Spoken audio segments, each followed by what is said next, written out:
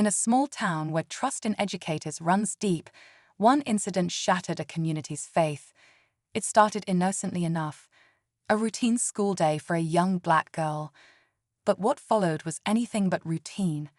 Her teacher, entrusted with care and guidance, committed an act of profound betrayal.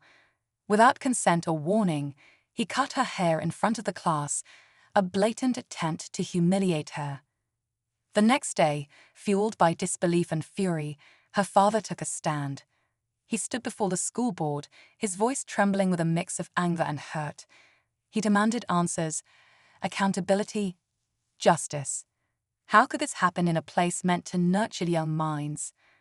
As tension mounts and emotions run high, the community waits anxiously for the school board's response. Will they acknowledge the pain caused and take meaningful action? Or will this incident be brushed aside, leaving wounds to fester?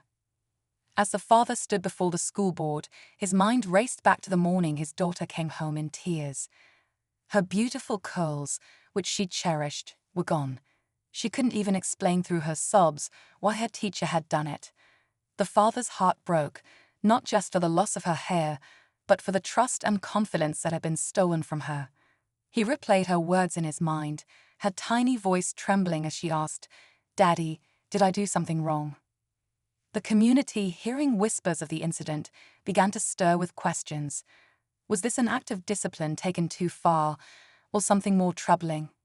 As details emerged, the teacher's explanation only added fuel to the fire. Claiming it was for her own good, the response felt hollow and dismissive. The board members shifted uncomfortably in their seats, sensing the weight of what lay ahead.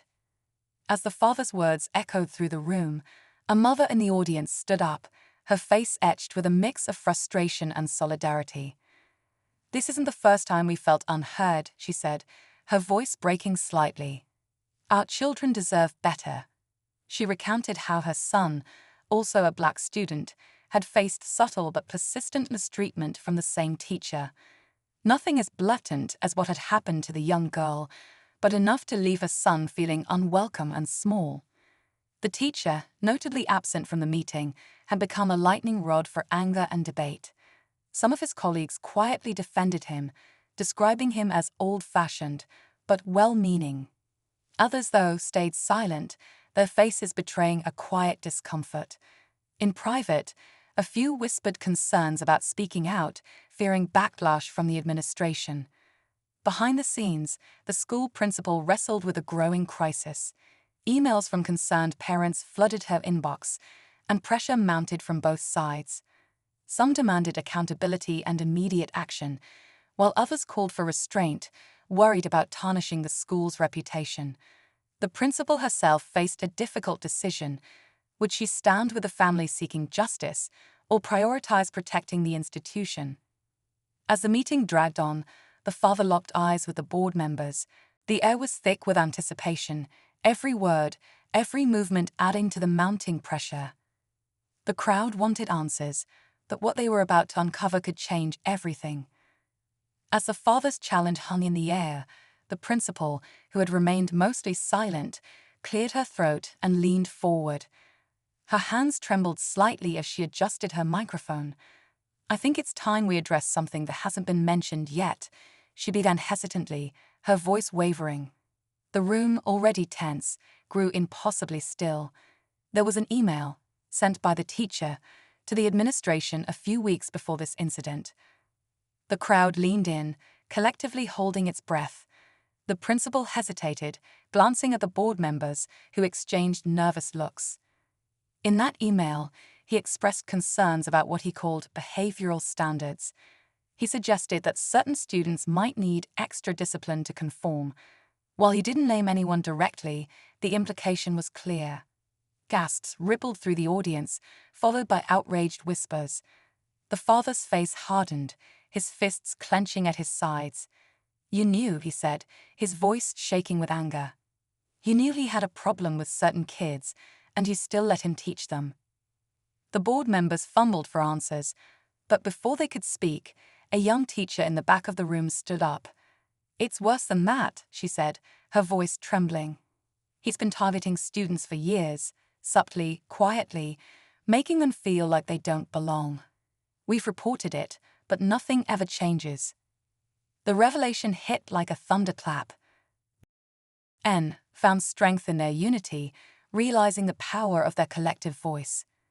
As the father watched his daughter laugh with friends one afternoon, he felt a glimmer of hope. The fight wasn't over, but the message was clear. No child should ever feel less than for simply being themselves. The boy's father, Mr. Carter, couldn't shake the pain in his son's eyes as he recounted the hurtful comments and unfair treatment he faced in class. A proud and hard-working man, Mr. Carter believed in teaching his children to treat everyone with respect. But hearing how his son was singled out and humiliated cut deeper than words could express. He began digging for more information, talking to other parents and students who shared unsettling stories about the teacher's behavior. Patterns of favoritism and prejudice began to emerge, painting a troubling picture. The more Mr. Carter uncovered, the more determined he became to take action. Meanwhile, the teacher, Ms. Whitman, continued her routine, seemingly oblivious to the storm brewing around her. The school administration appeared hesitant to intervene, raising questions about how much they knew and if they'd been ignoring the issue all along. Something big was coming. Everyone could feel it. Mr. Carter decided it wasn't enough to rely on whispers and rumors. He needed undeniable proof of what his son and others had endured. With his son's permission, he sent him to school with a small recording device hidden in his backpack.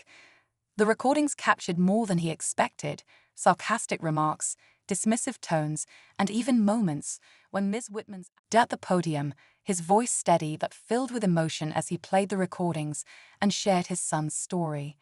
Gasps rippled through the room, and Ms. Whitman, seated near the front, shifted uncomfortably but said nothing.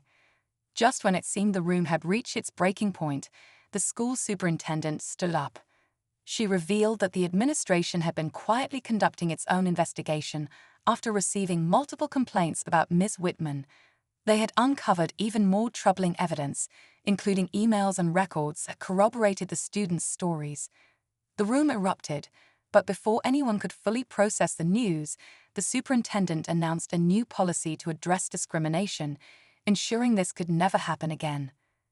As Ms. Whitman resigned in disgrace, Mr. Carter left the meeting with his son, knowing their courage had sparked lasting change. Yet, as they walked out, they noticed another parent, standing silently with tears in their eyes, watching them leave. It was a reminder that this was only one